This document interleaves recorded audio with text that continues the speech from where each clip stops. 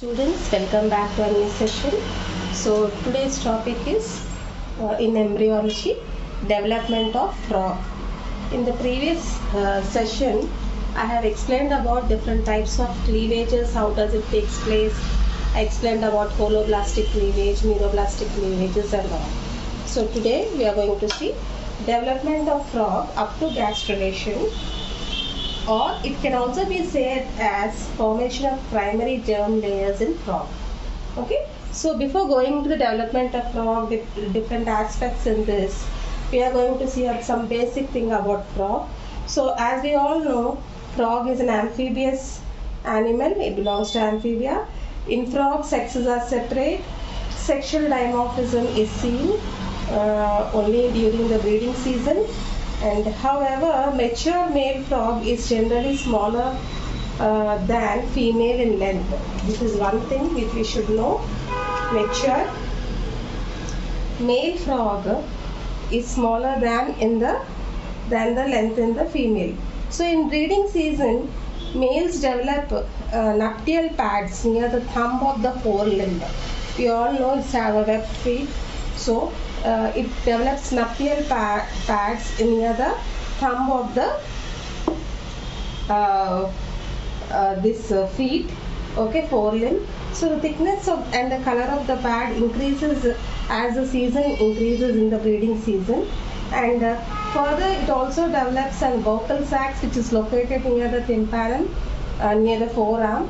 These produce a croaking sound, and also accompany this will also swell up along with the air, and this attracts the female. Okay, this is a basic thing about frog. Now coming to the male gametes, we should know what are male gametes. Okay, a pair of testes are suspended vertically to the kidneys by a fold of peritoneum.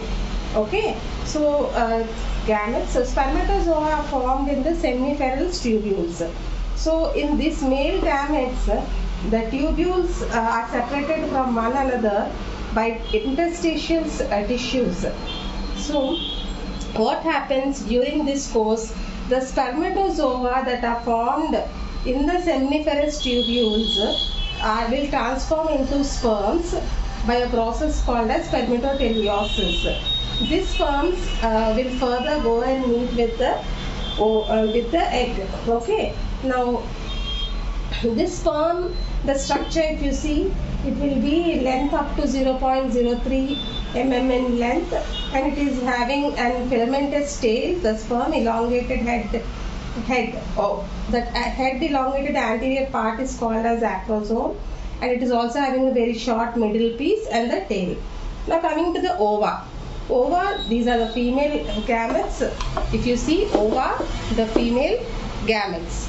Okay, so mature female frog possess a distended abdomen. A pair of lobed ovaries is present in the frog. It is seen attached to the ventral surface of the kidney by a thin layer. Okay, so what happens in frog? The egg is developed in small projections. In case of frog, in the female, the egg is developed in small projections called as ovarian follicles. Okay, these follicles are further surrounded by outer layer theca. If you can see the diagram here, the egg in this is oligolecithal. If you see, this will be the animal pole and this is the vegetal pole, and the yolk is here. In the vegetal pole is very less. Yolk is occupied here. This is a pigmented area. Okay, and also if you see, this is about the ova female eggs.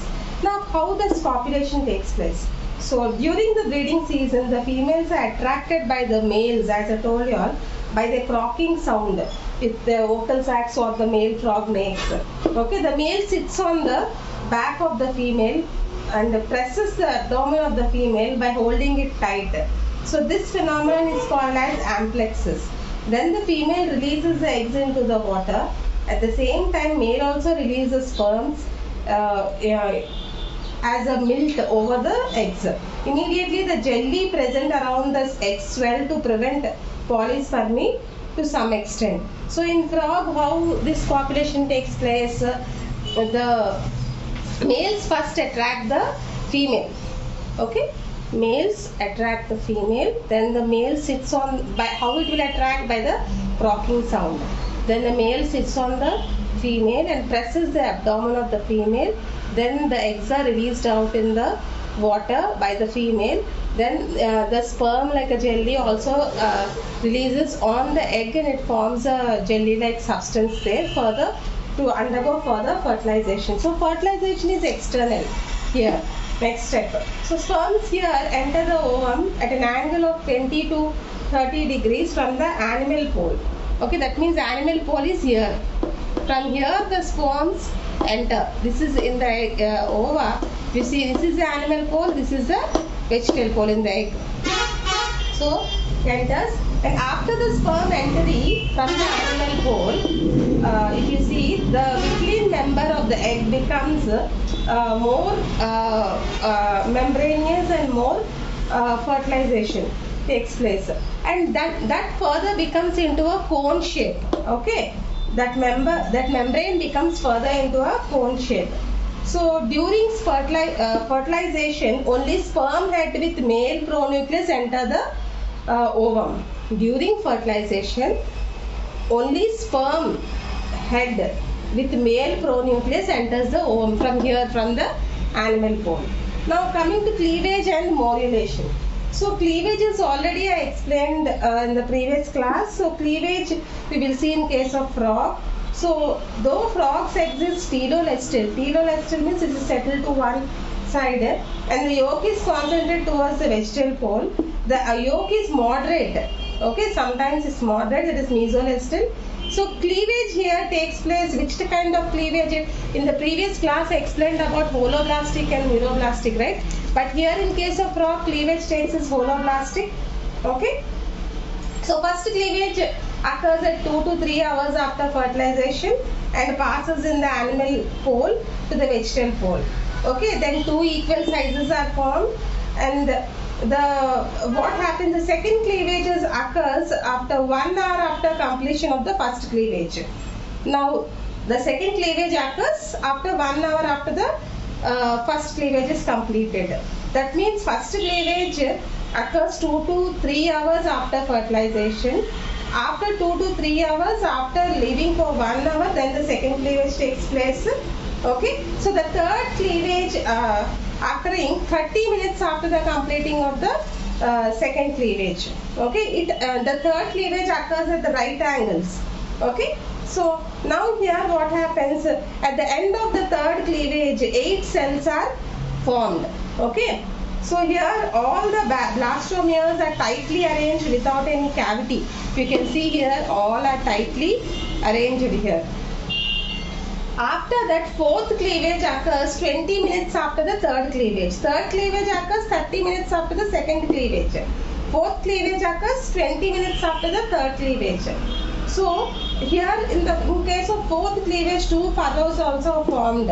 Okay, 2 furrows are formed which are vertical to the vegetal pole as well as animal pole. So after this, after the fourth cleavage here, in case of cleavage, 16 cells are resulted and each cells divide like at rights. That means each cells divide into partitions. Then later after the fourth cleavage, fifth cleavage also takes place. Fifth cleavage is also occurs in a horizontal way. If you see here, it will occurs, and this is the final thing what I am showing you all. This is fifth cleavage which occurs in the horizontal, and the fifth cleavage occurs both in animal pole as well as vegetal pole. As I told you, there is for the egg structure I told you animal pole and the vegetal pole.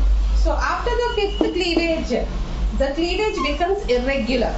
Once the fifth cleavage is completed, it becomes irregular. Okay, the yolk divide at a faster rate than the macrosome with the yolk. That means the micromeres and macromeres which are present, they divide at a very rapid rate. Okay, now coming to blastula. Blastula is the next step after cleavage and morulation. So with increased cell rigidity due to rapid division in the last after fifth cleavage, I told you all, no, rapid division, each cells push against each other until they are lifted up away. That means each cell's pressure will be increased more and is lifted up. Okay. So this makes the appearance of the 8-cell stage. Such a spherical blastula is formed with micromeres and above the macromeres. Okay, this blastula is also having a cavity, that is blastocelic cavity. Okay, now coming to the process at this stage, what happens in the blastula stage? The outermost cells of the blastula, it will try to divide and develop into cilia, and blastula begins to rotate. This blastula begins to rotate by giving a little bit of pre-Wittlein space. It tries to rotate in the angle and gives the space here, if you can see here. Next step is gastrulation. So, in development of any individual, gastrulation is a process in which blastula is converted into a diploblastic gastrula. So, any development for any individual, not only frog, gastrulation is an important process in which blastula is converted into a diploblastic gastrula. So, the two layers are what are formed. The two layers are divided into outer ectoderm and the inner endoderm. Now, if you see, gastrulation is an important process because various cells of late blastula and early gastrula take their respective position. That is the reason gastrulation is very important, because the cells take their position. Different cells take their positions. Okay. So, what happens? Gastrulation is how the gastrulation has been recognized. Gastrulation is recognized as an extremely complicated process in the embryo brought about by a combination of physical and chemical forces arising internally. Okay, this stage is a very complicated process in the formation of or development of any individual. Okay, so during gastrulation, what happens? There appears migration of cells from the deeper layers of blastula away from the original crescent shape. Here you can see from there, and also it undergoes lot of divisions and it results into a thinning of grey crescent area of blastula. So during this continuous rapid division in gastrulation process, micromeres at the animal pole, micromeres which are present at the animal pole, the germ ring and extends downwards over the cells of vegetal hemisphere. See, you can see here it is extending there. This is the vegetal pole. Okay, it is extending here. So due to rapid divisions. Okay, so at this stage, what happens? The macromeres can be seen through the circular blastopore. Okay, in the form of a plug. You can see like a plug. Like a plug it is. This is called as a yolk plug. And what happens later? The cells the cells which are present are rolling towards the endo-mesodermal cells, which after rolling, continuous rolling takes place, which helps in the thickness of the arcantron. Then it forms the cells present towards the dorsal side also move to the roof of the arcantron and unite to form a rod-like structure. Here it forms the notochord. Initially it forms the notochord. So on either side of the notochord, the involuted cells are arranged in the form of a sheets. In this only it happens. Thus, after that, on either side of the sheets which is formed, there is a ventral side. Then in that ventral side, the mesoderm is formed into different divisions of cells along with the ventral lip, that is the blastopore. So thus in this process, in development of frog, gastrulation in frog is completed mainly by three phenomena, that is invagination, involution and epivolley. Okay, that means how it will enter into it, divide into it into partitions and then form into a structure. Okay, so please go through this video. Thank you.